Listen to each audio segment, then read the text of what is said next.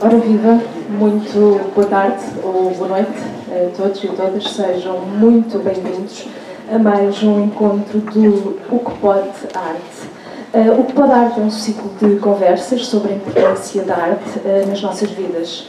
Acontece uma vez por mês, no arquivo. Convidamos pessoas que admiramos, personalidades ligadas à cultura, para falarmos sobre a importância da arte no mundo e no nosso dia-a-dia. O quinto encontro de O que Pode Arte acontece hoje com Pedro Mexia. A arte existe porque a vida não basta. Assim o poeta Ferreira Goulart explicava toda e qualquer expressão artística para a humanidade. Esperamos que gostem e que se interroguem sobre a importância da arte nas vossas vidas. Muito obrigada por estarem aqui.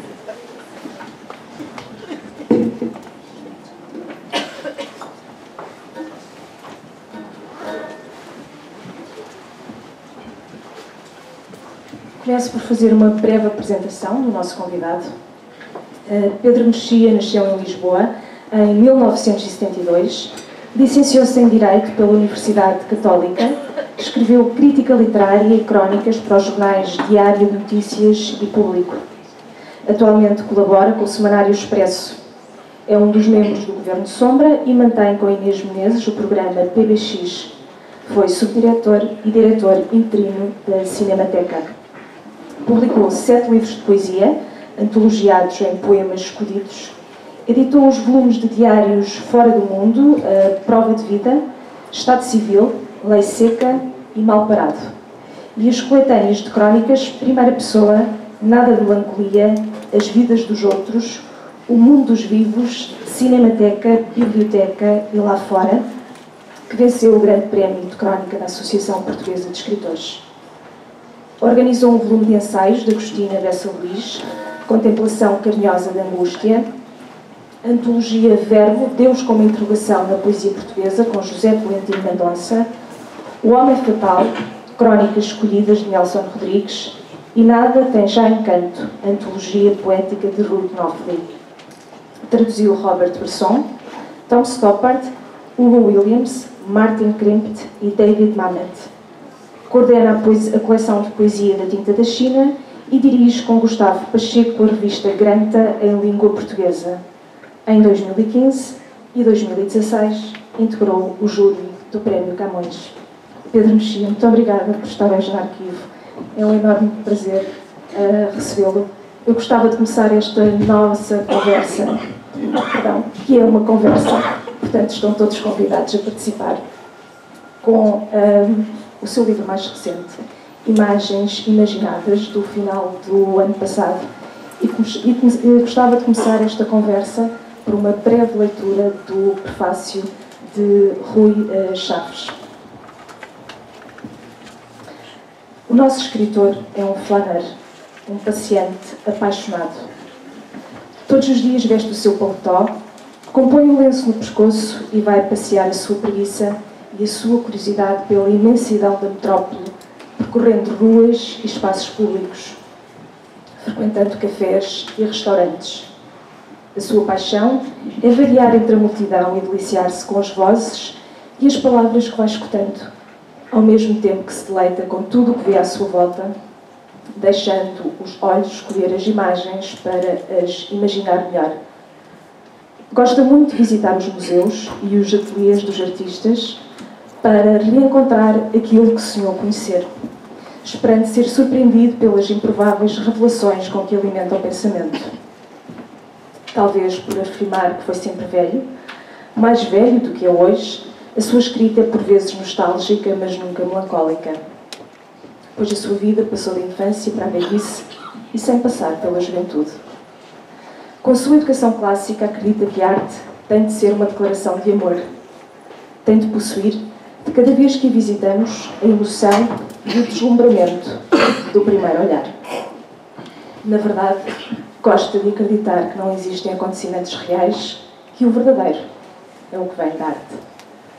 Pedro, começo por perguntar se é mesmo assim, se acredita que a arte tem de ser uma declaração de amor. Boa tarde a todos, obrigado pelo convite. Eu ia dizer que que é bom voltar a esta livraria. Já fui convidado anteriormente para aqui estar, mas além de ser bom voltar a esta livraria, é bom estar numa livraria, no sentido antigo da palavra, em que se vê a montra e se vê os livros que estão expostos e escolhidos, e se percebe que é uma livraria, não apenas um sítio onde estão livros à venda, apesar de tudo há uma diferença. Portanto, é um duplo prazer estar aqui.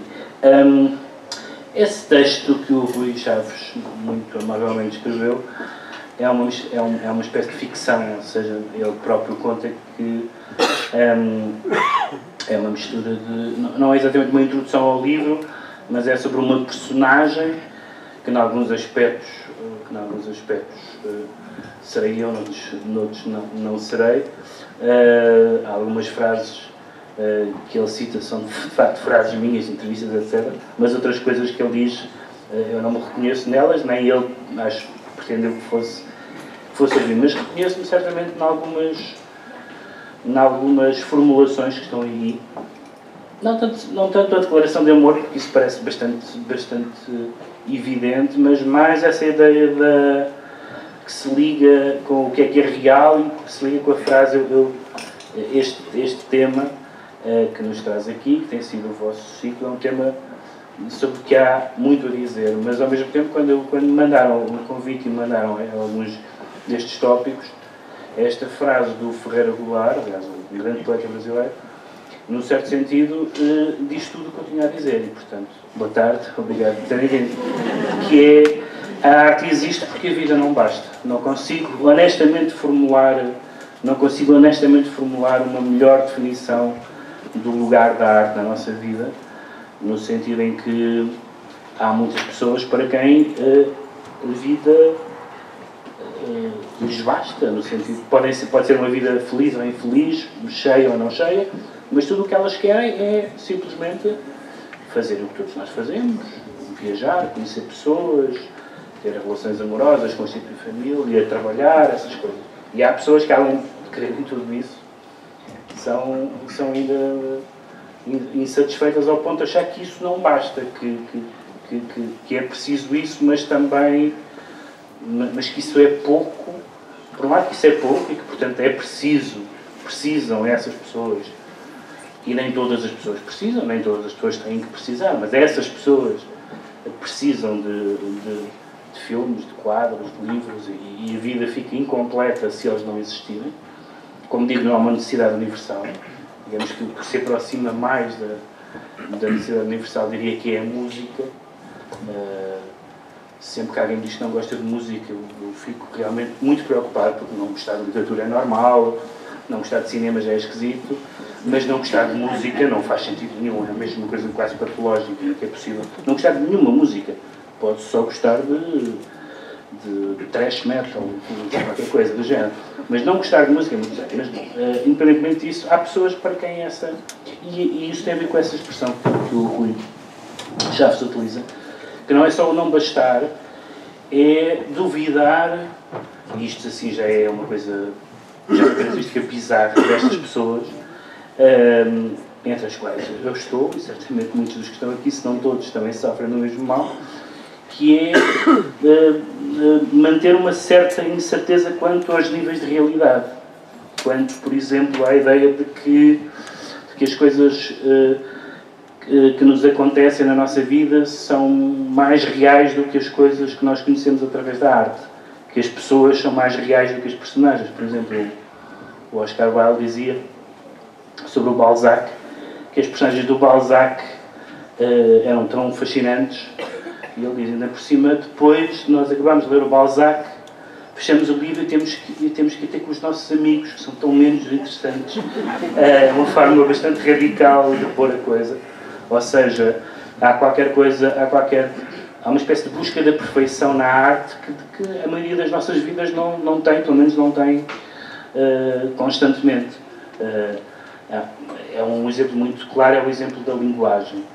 A linguagem no nosso dia-a-dia serve-nos para comunicar, mas a nossa linguagem do dia-a-dia é uma linguagem muito pobre. Basta, aliás, ver, uma das coisas muito engraçadas é ver, por exemplo, as transcrições. Agora há muitas escutas nos jornais por causa disso e por aquilo. Ver como as pessoas falam. As pessoas somos todos nós, não são só aquelas pessoas. a maneira como nós não acabamos frases, não damos sequência lógica, fazemos uma espécie de interjeições e onomatopeias e suspensões. Evidentemente que isso, ao pé de um soneto de Shakespeare, é pobre, não é?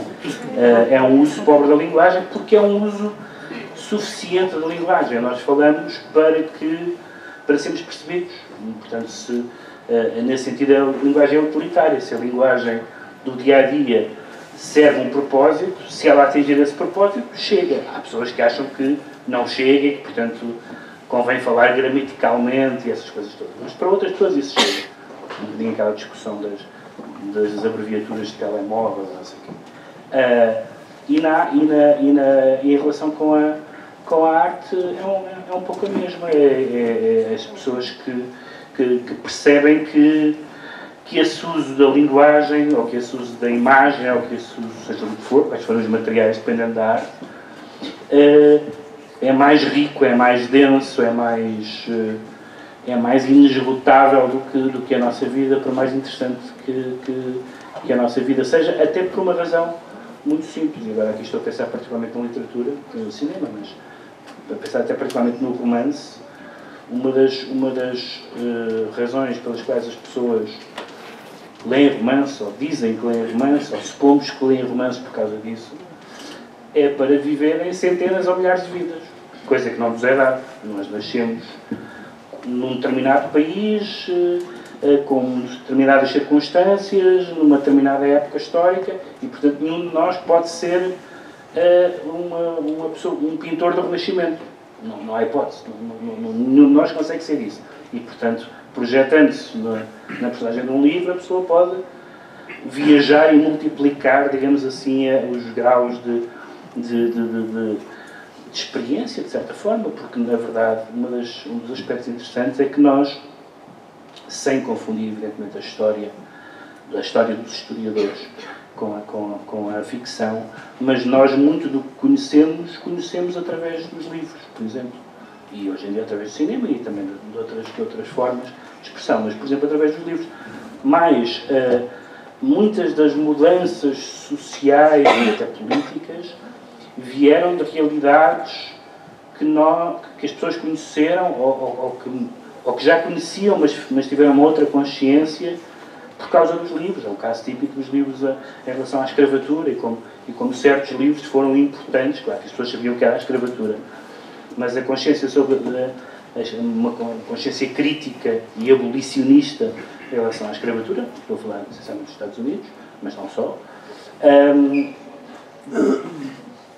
teve a ver com a leitura de livros, teve a ver, por exemplo, com essa capacidade extraordinária da literatura de criar empatia, de nos pôr na pele de uma pessoa que não somos nós, que é diferente de nós, que nós eventualmente não conhecemos na nossa vida, e no entanto perceber o essencial que há a perceber que aquela pessoa é como nós.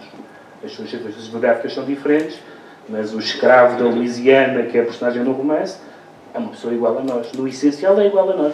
E depois há muitas coisas em que é diferente, como nós somos diferentes, todos aqui nesta sala somos diferentes uns dos outros. Mas somos mais iguais do que diferentes, no fundamental da nossa vida. E portanto a vida não basta. Sendo que eu tenho uma visão absolutamente não dogmática em relação a isso. Há pessoas para quem a vida basta. Há pessoas que acham até que achar que a vida não basta é ligeiramente...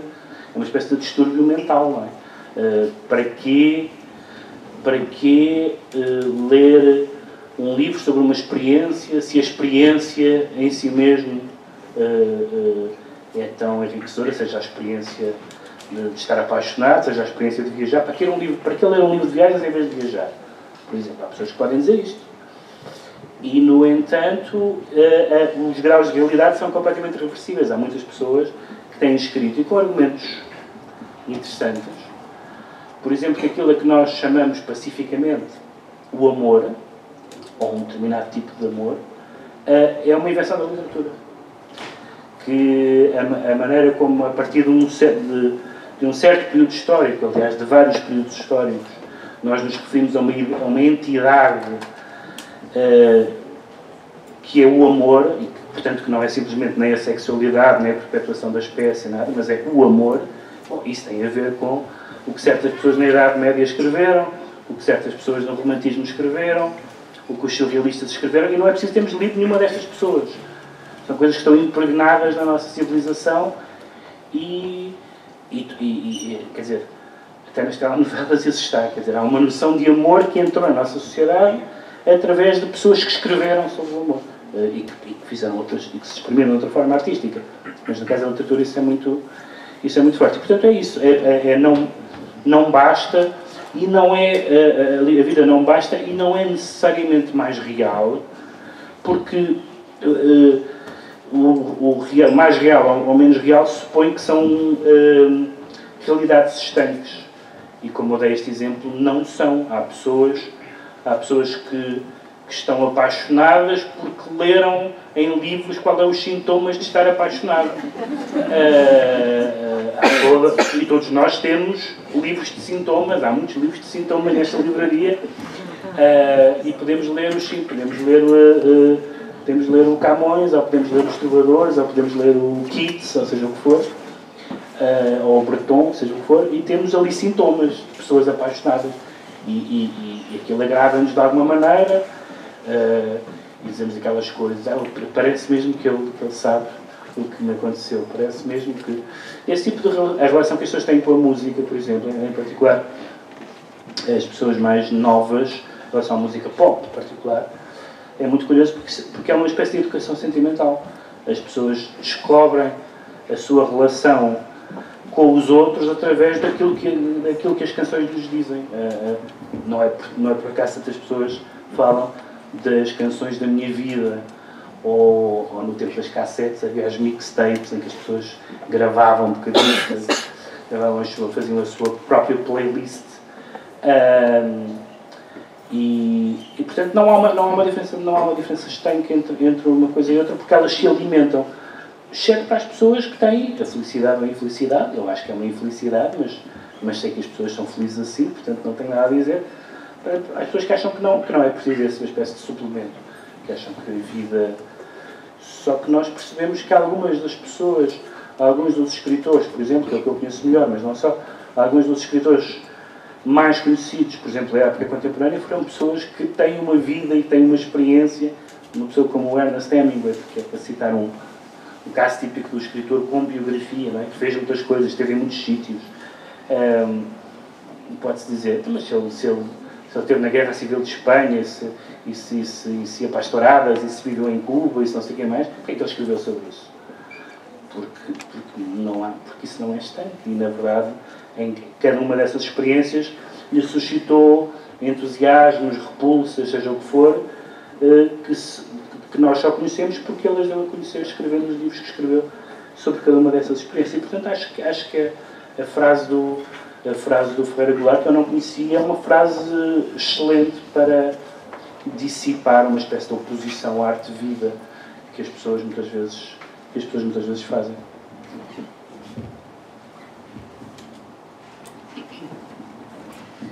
Vou ler um trecho de um texto do livro Imagens Imaginadas. O título do texto é Como Vemos, e o texto é sobre o pintor Hockney. Também percebi o fascínio de Hockney pela tecnologia. Um fascínio começa por uma insatisfação face à fotografia. A fotografia é insuficiente, passa. A arte desfotografada é aborrecida, mas nunca é aborrecida nos quadros de Van Gogh. Hockney classifica a fotografia como demasiado objetiva, uma imagem parada de um mundo em movimento.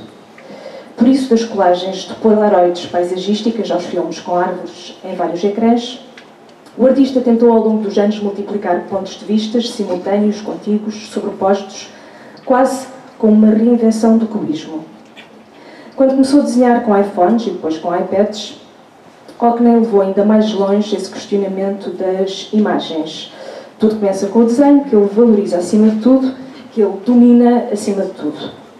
E os novos instrumentos deram-lhe facilidade do tato e do traço, a possibilidade de alterar o que fez, de rever o processo depois de terminado, de partilhar as imagens de imediato. Tal como as cenas de interiores depuradas ou como as paisagens exuberantes, estes esboços são um diário do visível.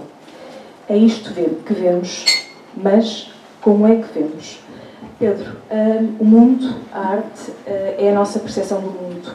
As coisas são tal como as percebemos. Sim, na verdade não existe uma realidade, dificilmente podemos dizer que existe uma realidade objetiva, a não ser mesmo do ponto de vista físico da física.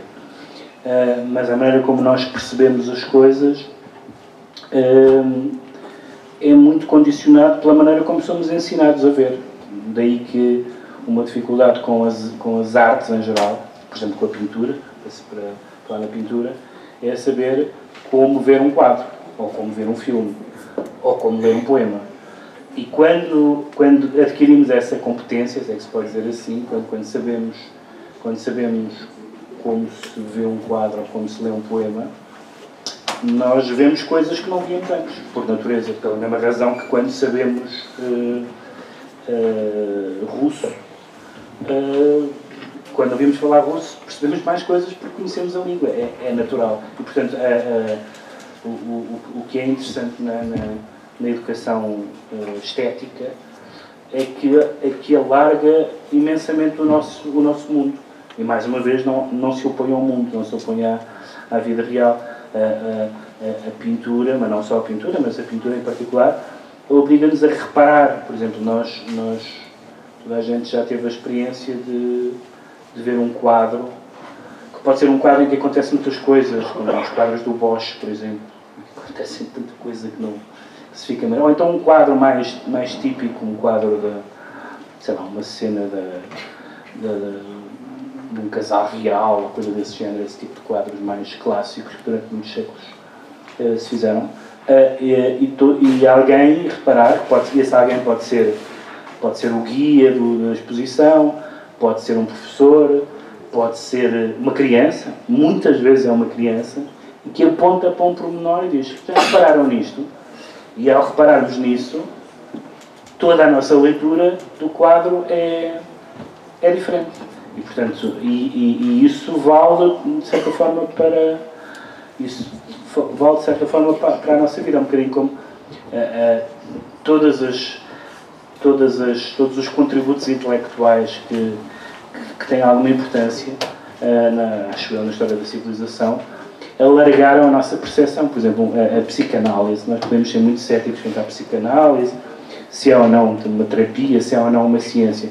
Mas é verdade que depois de lermos, e em particular o Freud, nós estamos conscientes de coisas que não estávamos conscientes antes. Estamos num estado de inocência face às frases, face aos lapsos de linguagem, face a uma série de coisas, e não podemos continuar inocentes, e aqui não ser inocente é uma vantagem, não podemos continuar inocentes depois de ler o Freud. E o mesmo se pode dizer na política, a luta de classes, depois de ler o Marx, seja o que for. Há algumas realidades que nós víamos sem repararmos nela e que alguém nos obrigou a reparar nelas. E, portanto, pode não ser apenas a arte, pode ser a teoria, pode ser a política, pode ser a ciência, seja o que for, que nos faz pensar que a maneira como nós víamos era uma maneira incompleta. E isso está sempre o que me parece excelente, naturalmente. Convidaram, e esse meu amigo convidou-me para ir falar de poesia. Eu disse: a sério, achas que haverá alguma abertura? Acho que sim, vais ver que eles têm interesse. Lá me apresentei na cadeia, vestido assim, um pouco estranho, e a pessoa que me apresentou disse: estamos aqui falando de tal, e eles estavam todos muito quietinhos e muito quietos e calados.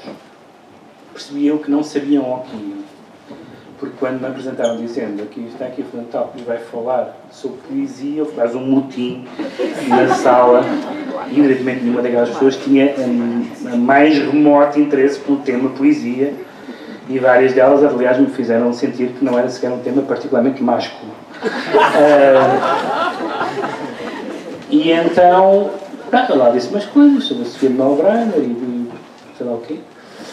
E acabei, e eles estavam nem aí. Mas claro, estavam presos e não se puderam ir embora.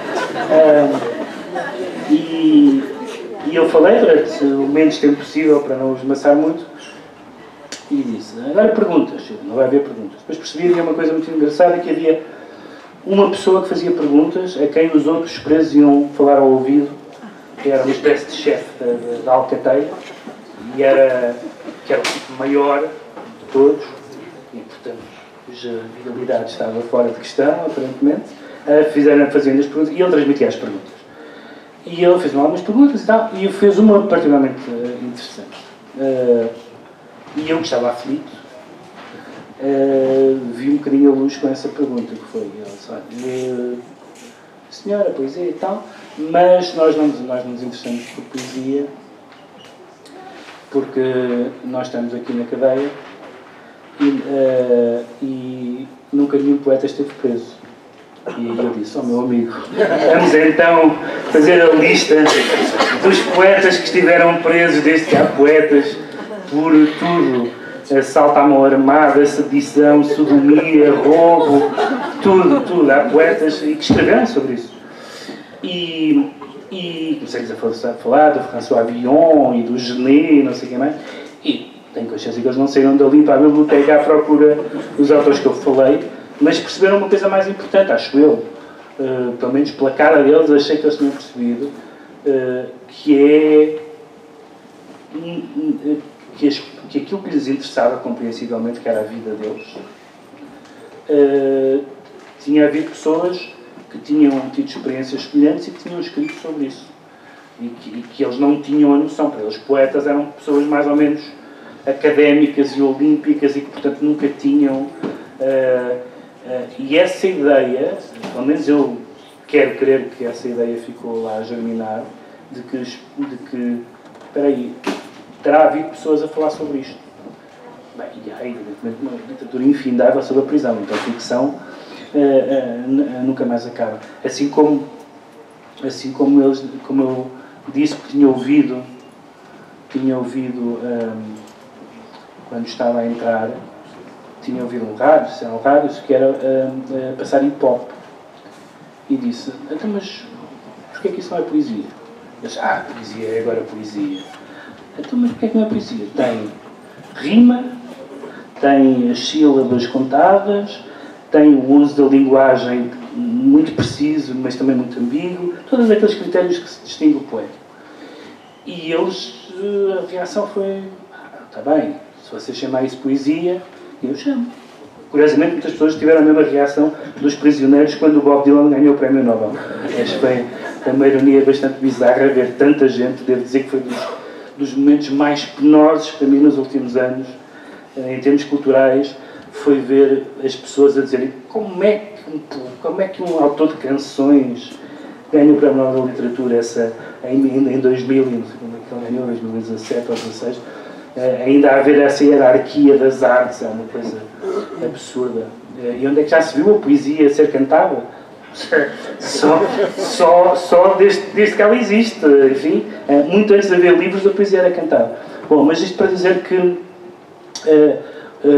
não respondendo indiretamente pelo que eu sei, pelo que eu posso, quando eu consigo responder à sua pergunta, uma das principais formas de reconciliar as pessoas com a literatura ou as artes é, se as pessoas acham que o essencial é pessoas que falem da vida delas, que eu acho que é apenas uma etapa bastante precoce na relação com as artes, mas admitamos como válida, e é válido, nós também queremos isso, podemos querer mais do que isso, mas certamente também queremos isso. Então, há a literatura para si, como se diz, não é? Há um livro para si, se interessa. E há um livro, há uma biblioteca sobre qualquer coisa que nos interesse. Não há absolutamente nenhum assunto humano que não tenha gerado poemas, romances, peças, epopeias, quadros, filmes, canções. Não, seria muito estranho, aliás, que houvesse uma área da experiência humana que tinha ficado inexpugnável e que nunca nenhum artista se tivesse lembrado de falar sobre isso. E, portanto, se as pessoas dizem não há nada que a arte exprima que me interesse. A resposta a isso é, bom, então, se não te interessa nem nem a família, nem o amor, nem as viagens, nem seja o que for que nos interesse. Então a arte não é para ti. Mas não há ninguém que não se interesse por nada. Curiosamente, algumas das pessoas que eu conheço que são mais hostis à arte são pessoas que não se interessam por nada. E aí faz sentido, porque realmente aí pode dizer, realmente a arte não é para ti, porque não tens interesse por coisa nenhuma. Já disse isso a uma pessoa, não correu bem. Mas em geral nós interessamos por algumas coisas. E se nos interessamos por algumas coisas, há inúmeras maneiras, abordagens e declinações artísticas. Numas aderimos, noutras não, como é natural. Mas haverá sempre alguma maneira, e por isso é que eu insisto muito nessa noção, por exemplo, da música pop, cuja a relação com a música pop é, de certa forma, não completamente estética, mas um bocadinho existencial. Aliás, segundo as pessoas da sociologia da música, as pessoas deixam de ouvir regularmente música nova a partir dos 40 anos. De comprar discos, enfim, agora já não há discos, mas aquilo que antigamente se chamava comprar discos. As pessoas desinteressam. Portanto, a música pop corresponde a uma espécie de aprendizagem do mundo que se faz na adolescência e na juventude, e depois fica-se fiel a isso, e a certa altura está visto. E a certa altura as pessoas preferem ver a reunião de uma banda com cada um tem 68 anos e prefere ver isso do que estar a ouvir música nova. E isso não é apenas estética, isso é apenas porque a pessoa se sentiu de certa forma acompanhada, não é? Aquela cena clássica dos filmes do miúdo que bate a porta e põe música alta aos berros para não ouvir os pais, e porque acha que há ali uma pessoa, que é aquela pessoa que está a cantar, que realmente o entende, não é? O resto do mundo não entende, mas seja quem for, o Jim Morrison ou o Ian Curtis, esse é que os entende.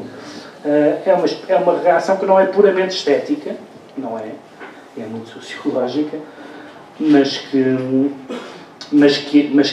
que opera sobre objetos estéticos e, portanto, nesse sentido, também não é muito grave que as pessoas confundam, mais uma vez começamos por aí, a vida com a experiência. Ainda há uma desvalorização no que diz respeito à arte, concorda? Que há uma desvalorização. Sim, por parte... Ou seja, a arte ainda não é vista como uma ferramenta por excelência no que diz respeito à formação da pessoa. Ou seja, sim. Eu penso que há essa desvalorização ainda. Aliás, os currículos escolares, do ponto de vista dos currículos, sim. A parte artística está completamente negligenciada. Aí não temos tempo. Não temos tempo para ir por aqui, mas deixe-me dizer uma coisa sobre isso, que é alguns dos textos e algumas das intervenções mais penosas que eu li nos últimos anos foi de pessoas ligadas à educação, por exemplo, a desvalorizar o papel do ensino da literatura por oposição ao ensino de outros tipos de textos não literários. E eu lembro de ter escrito um texto particularmente indignado, eu não sou muito de me indignar, mas quando a certa altura decidiram tirar o Camilo porque os miúdos não percebiam o Camilo. Bom, numa escola há pessoas que estão lá porque não percebem e saem de lá a perceber. Se o processo educativo correr bem, é isso que consta à escola, o processo escolar. Mas a ideia de que, por exemplo, se pode aprender a língua desprezando a literatura é absurdo, porque a língua foi crescendo. Para já, o nosso contacto com a língua portuguesa anterior à invasão do Ocidente é através, não necessariamente da literatura, mas é através do livro, dos textos e dos jornais. Portanto, foi o texto e não foi a oralidade que nos fez aprender a língua. Que é uma das coisas, por exemplo, que as luminárias do acordo ortográfico não conseguem perceber, que acham que falado é que a regra deve ser falado. E é absurdo, porque nós relacionamos com uma história de uma língua com muitos séculos pelo escrito e não pelo falado. Nunca ouvimos o Camões a falar. Aliás, há muitas teses interessantes sobre como é que seria pronunciado na poesia, por exemplo, como é que seria pronunciado o português noutros séculos, porque há alguns versos que são esquisitos, mas que talvez fossem, por exemplo, há alguns linguistas que acham que pode ter havido uma pronúncia mais parecida com a brasileira, com aquilo que nós chamamos hoje a pronúncia brasileira, genericamente falando, não há uma pronúncia brasileira, mas percebem o que eu quero dizer, e que, portanto, certas soluções de rima eram menos estranhas na altura dos que nos parecem, isto é um parênteses, mas isto para dizer que a nossa relação com o português de lei, como se dizia antigamente, é uma relação com os textos, e por isso é que é importante que tenhamos o contato com os textos.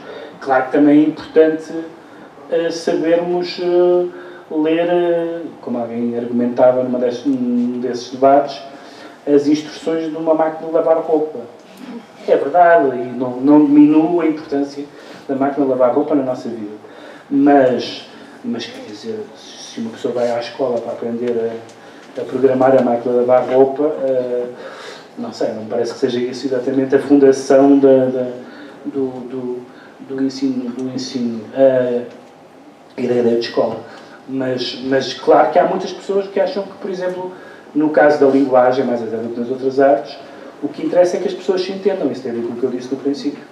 E, portanto, se o que interessa é o que é que as pessoas se entendam, então não só não é preciso o Camilo, como não é preciso verdadeiramente ortografia, porque ninguém ignora ou quase ninguém já ignora que quer dizer qualquer, porque é assim que se escreve nos telemóveis. As pessoas, se é para comunicar, então não é preciso ortografia. Não é preciso haver uma regra. Então não vamos fazer um acordo ortográfico, vamos acabar com a ortografia. Porque a regra é basta que se entenda. Se basta que se entenda, para que haver uma regra? Para que mudar uma regra para a outra? E eu acho que não, acho que é bom haver há algumas coisas nas quais é bom haver regras. Por exemplo, a conduzir é bom haver regras. E numa língua também é bom haver regras. E só sabemos as regras aprendendo-as. E só as aprendemos, além da secura das regras em si, na sua aplicação especialmente competente e especialmente cativante pelos nossos melhores escritores.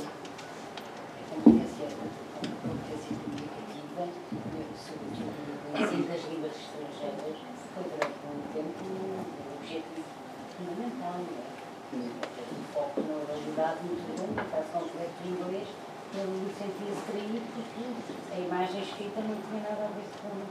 Ou seja, a oralidade, eles faziam associar a imagem escrita que não tinha nada a ver com aquela que era de facto. Em todo o caso, pode-se argumentar que nós aprendemos línguas estrangeiras geralmente com um fim mais prático do que aprendemos a nossa própria. Ou seja, muitas vezes aprende-se uma língua porque se tem um emprego no estrangeiro, porque se vai estar no estrangeiro, portanto há razões muito concretas, muito pragmáticas. Pode não ser por isso, e há muitas pessoas que leem línguas porque gostam de conhecer línguas. Mas a nossa própria língua é diferente. Acho que dizer quer ter uma abordagem, um português dizer quer ter uma abordagem meramente pragmática ao português parece-me pobre. Parece-me pobre, é mais ou menos como quer dizer, para que eu usar apenas uma percentagem mínima das possibilidades da língua, sendo que todos nós utilizamos uma percentagem mínima da possibilidade da língua. Aliás, um exercício que nos faz muito cair no nosso analfabetismo, todos nós, é pensar em qualquer palavra, ver quantos sinónimos existem no dicionário e saber que nós conhecemos 4 e usamos 2. E há 20. Portanto, a língua, nós não conhecemos a nossa língua. Não estou a dizer que nós conhecemos a nossa língua. Mas convém não abdicar totalmente dela. Não? Convém não empobrecer o vocabulário e, sobretudo, convém que a relação com a educação e com as artes não esteja sempre a bater na barreira da dificuldade. Porque tudo é difícil. A matemática é difícil. Tudo é difícil. É preciso ter um código, é preciso insistir, é preciso estudar, é preciso perceber uma regra. E às vezes a contragosto. Não estou necessariamente agora a dizer dividir as orações dos Lusíadas, ou assim, eu não estou a discutir métodos educativos, isso escapa-me. Mas é preciso ler coisas difíceis. Se nunca lemos coisas difíceis, nunca vamos saber ler. Vamos saber ler o jornal, mas depende do jornal. Como? Sim. vamos cair aí, ou seja, cada tipo existe um esforço intelectual maior, há uma tendência para deixar de lado. Embora esse livro seja um bocadinho resingão. Esse livro do Vargas Llosa é um bocadinho aquela ideia, no meu tempo é que era, não é? As pessoas que falam como se no meu tempo toda a gente lia o Flaubert em francês. Há esse discurso, esse discurso não, acho que é uma mitificação do passado. Isso interessa-me, embora me interessa muito o Vargas Llosa, mas por acaso não particularmente esse livro. Alguma pergunta mais? Ora, não será preciso microfone. Boa noite a todos. Estamos aqui, de facto, a usufruir de quê? De uma arte, do poder de uma arte. Da arte de saber comunicar, do qual todos usufruímos neste preciso momento. Ou não será uma arte de saber comunicar? Ora, eu considero, de facto, eu gosto de ler, e considero que o livro será para muitos um condimento, um complemento à existência, e gostava agora de me afastar desta vertente de usufruir, neste caso da leitura, para perguntar se várias formas de arte não poderão ser, e serão certamente, o fermento para o processo criativo de fazer surgir novos criadores. Sim, isso é uma das... Obrigado pela pergunta. Isso é uma das recomendações e uma das perplexidades. Por exemplo, como foi dito, coordeno uma coleção de poesia na Tinta da China. E uma das coisas que é mais estranha, eu sei isso por outras pessoas que têm experiências semelhantes e mais importantes e mais duradouras do que a minha, que é, por exemplo, haver pessoas que escrevem poesia e que manifestamente não leem poesia. É estranhíssimo que alguém escreva poesia sem ler poesia, ou que alguém escreva um romance sem ler romance, ou que alguém componha música sem ouvir música. E, portanto, evidentemente, de vez em quando aparecem uns escritores que dizem eu nunca li um livro e tal. E de vez em quando, num outro caso, havia uma senhora que se falava, não sei que nacionalidade era, uma senhora nórdica, era a Rosa Dixon, não sei o que mais, que dizia que nunca tinha lido um livro, e que era muito interessante o que ela escrevia. Mas, a ser verdade, isso acontece num milhão de vezes. A maioria dos grandes escritores eram escritores cultos e muito cultos.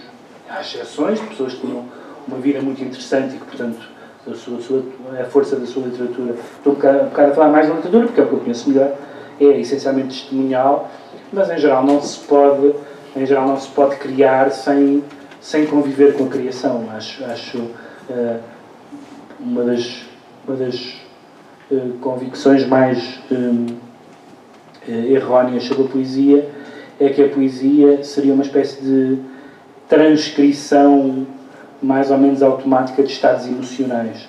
E nesse sentido toda a gente pode escrever poesia. Na medida em que toda a gente tem estados emocionais, e se souber escrever, pode-os transcrever. Mas isso é o grau zero da poesia. E, aliás, há poesia que não tem particulares estados emocionais. Mas mesmo a que tem, o trabalho não se faz com os estados emocionais, mas com a linguagem que os transmite. E só se sabe alguma coisa sobre essa linguagem depois de se ler muitos poetas. Não há outra maneira. Quer dizer, aquilo que para nós é evidente noutras artes ou noutras atividades. Lembro, por exemplo, de uma entrevista que me fez muita impressão do Michael Phelps a dizer que do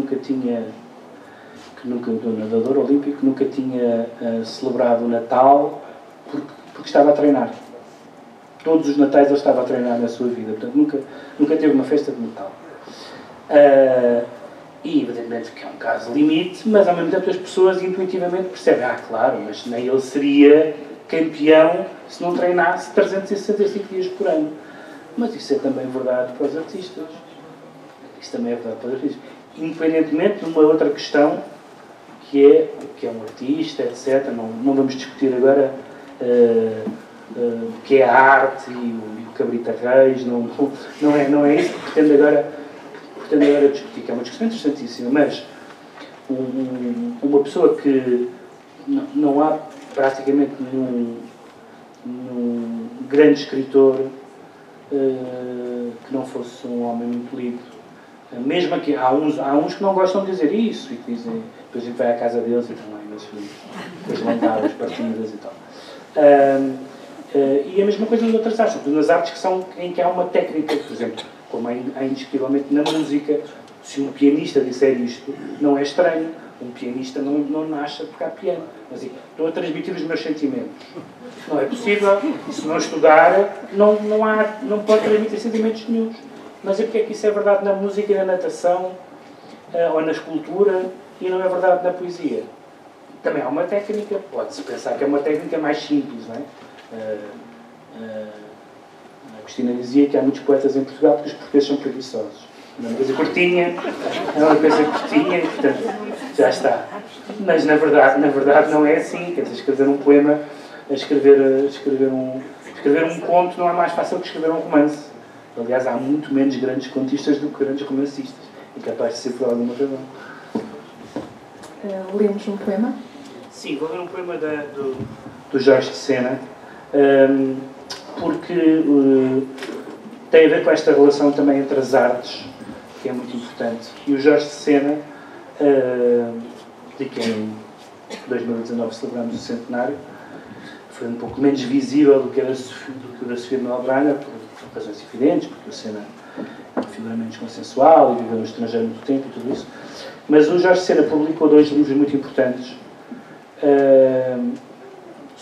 que inauguraram uma forma de diálogo entre artes que hoje se tornou normal, muito normal hoje. Por exemplo, há um livro muito importante da poesia portuguesa contemporânea que se chama Museu das Janelas Verdes, que é um livro do João Miguel Fernandes Jorge, em que cada poema é um poema sobre um quadro do Museu da Arte Antiga. Assim, com o que ele projeta sobre o quadro e com o que ele fantasia sobre cada um dos quadros. E esse tipo de poemas, que hoje em dia é mais ou menos comum, não era comum noutras épocas. E quem introduziu isso em Portugal foi o Sena. Foi o Jorge Sena num livro que se chama Metamorfose, de 1963. E eu vou ler são poemas sobre quadros, ou sobre objetos, sobre esculturas, sobre artefactos, e que, claro, ele se apropria para os seus próprios fins. E vou ler este poema não só por isso, não só por este diálogo interartes, mas também porque o Sena faz muita questão de, como fazia sempre, de que a vida e a arte não são as tais categorias estanques, e portanto ele escreve sobre um quadro do Goya. Enfim, não tem leitura aí, mas enfim, é um quadro que está no Museu de Portugal, chamado 3 de Maio. Tem a ver com o levantamento antinapoleónico em Espanha. E o Jorge Sena escreve um poema chamado Carta a Meus Filhos sobre os Fuzilamentos de Goya, que, evidentemente, é sobre o quadro do Goya, mas não é só, e diria que não é sequer primariamente sobre o quadro do Goya. É um quadro sobre essas pessoas que estão a resistir e que teriam uma leitura evidente em 1963 e que hoje terá outra, mas que é um poema relativamente longo, mas eu vou tentar, sem saltar versos, lê-lo para terminar. E queria agradecer a todos por terem vindo. A carta aos meus filhos sobre os fuzilamentos de Goya. Não sei, meus filhos, que mundo será o vosso. É possível, porque tudo é possível, que ele seja aquele que eu desejo para vós. Um simples mundo, onde tudo tenha apenas a dificuldade que advém de nada haver que seja simples e natural. Um mundo em que tudo seja permitido, conforme o vosso gosto, o vosso anseio, o vosso prazer, o vosso respeito pelos outros, o respeito dos outros por vós. E é possível que não seja isto, nem seja sequer isto que vos interesse para viver. Tudo é possível, ainda quando lutemos como devemos lutar, porquanto nos pareça a liberdade e a justiça, ou mais que qualquer delas, uma fiel dedicação à honra de estar vivo. Um dia sabereis que mais do que a humanidade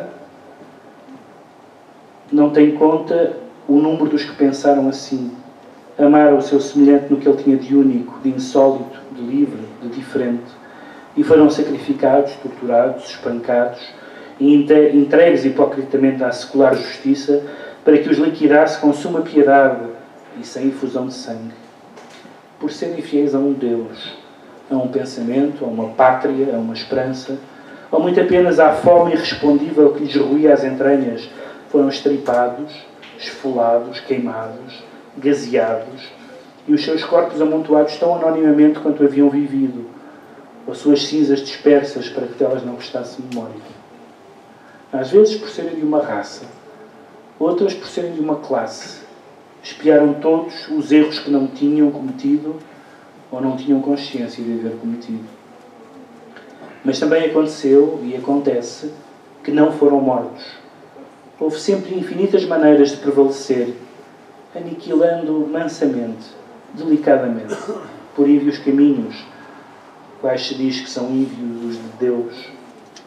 Estes fuzilamentos, este heroísmo, este horror, foi uma coisa entre mil acontecida em Espanha há mais de um século e que, por violenta e injusta, ofendeu o coração de um pintor chamado Goya, que tinha um coração muito grande, cheio de fúria e de amor.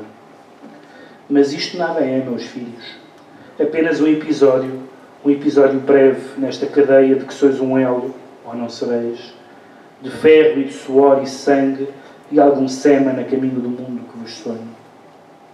Acreditai que nenhum mundo, que nada nem ninguém, vale mais que uma vida ou a alegria de tê-la. É isto o que mais importa, essa alegria. Acreditai que a dignidade em que hão de falar-vos tanto não é senão essa alegria, que vem de estar-se vivo e sabendo que nenhuma vez alguém está menos vivo, ou sofre, ou morre, para que um só de vós resista um pouco mais à morte que é de todos e virá. Que tudo isto sabereis serenamente, sem culpas a ninguém, sem terror, sem ambição e, sobretudo, sem desapego ou indiferença. Ardentemente espero. Tanto sangue, tanta dor, tanta angústia. Um dia, mesmo que o tédio de um mundo feliz vos persiga, não hão de ser em vão. Confesso que muitas vezes, pensando no horror de tantos séculos de opressão e crueldade, hesito por momentos e uma amargura me submerge inconsolável. Serão ou não em vão? Mas mesmo que o não sejam, quem ressuscita esses milhões? Quem restitui não só a vida, mas tudo o que lhes foi tirado? Nenhum juízo final, meus filhos, pode dar-lhes aquele instante que não viveram, aquele objeto que não fruíram, aquele gesto de amor que fariam amanhã. E por isso, o mesmo mundo que criemos nos cumpre tê-lo com cuidado, como coisa que não é só nossa, que nos é cedida para aguardarmos respeitosamente, em memória do sangue que nos corre nas veias, da nossa carne que foi outra, do amor que outros não amaram porque lhe roubaram.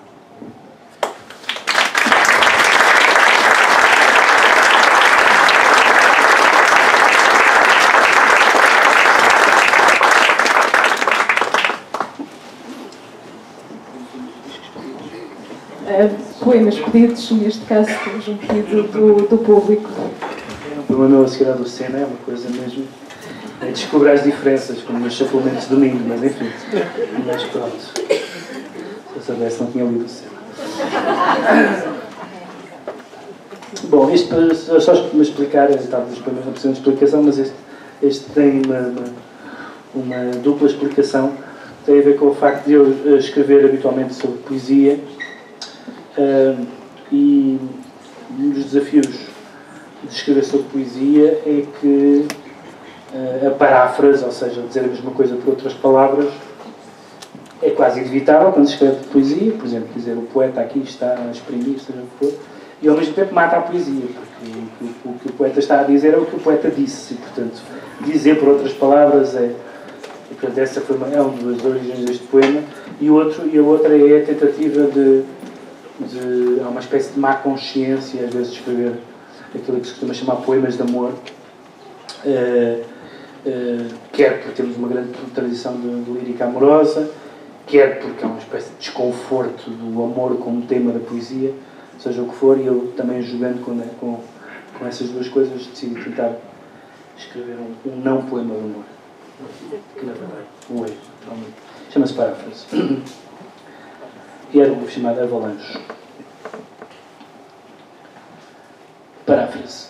Este poema começa por te comparar com as constelações, com os seus nomes mágicos e desenhos precisos, e depois um jogo de palavras indica que sem ti a astronomia é uma ciência infeliz. Em seguida, duas metáforas introduzem o tema da luz e dos contrastes petrarquistas que existem na mulher amada no refúgio triste da imaginação. A segunda estrofe sugere que a diversidade de seres vivos prova a existência de Deus e atua. Ao mesmo tempo que toma um por um os atributos que participam da tua natureza e do espaço total do teu silêncio. Uma hipérbole, finalmente, diz que me fazes muita falta.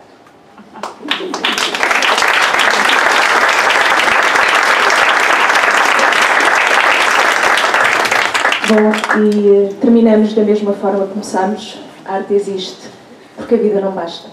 Obrigada por estarem aqui e até ao próximo encontro.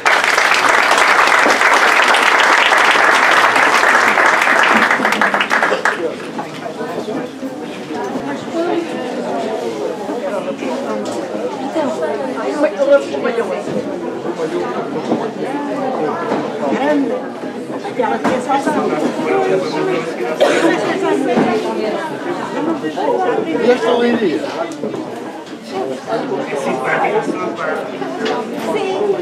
Dois dias estão lindia. Já vi na segunda.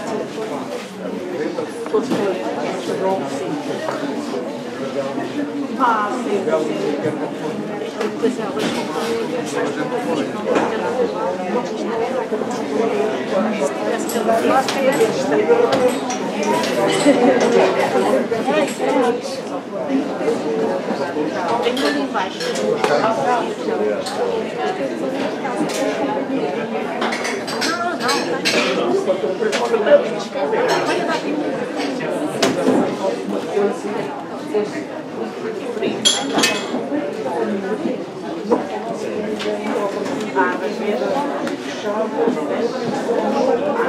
Sessão de responsabilidade.